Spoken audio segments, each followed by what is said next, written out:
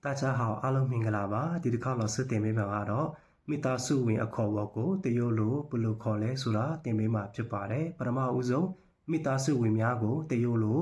家庭成员လို့ခေါ်ပါတယ်家庭成员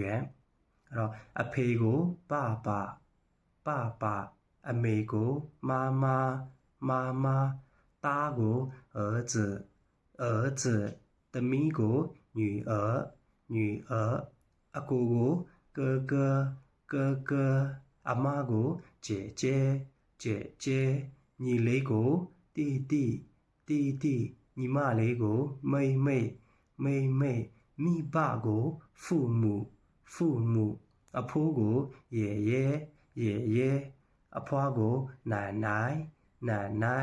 ဦးလေးကို叔叔အတော်ကို阿姨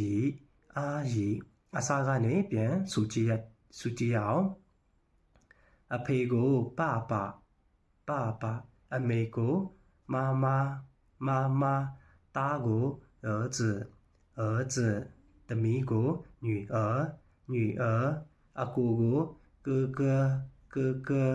အမကို姐姐ညီလေးကို弟ညီမလေးကို妹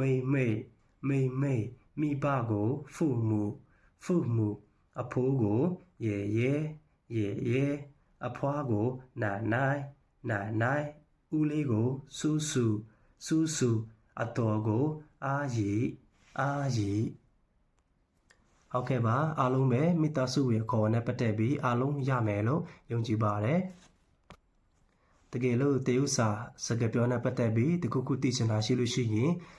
ကျွန်တော်ကိုကွန်မန့်မှာမေးထားနိုင်ပါတယ်ကျေးဇူးတင်ပါတယ်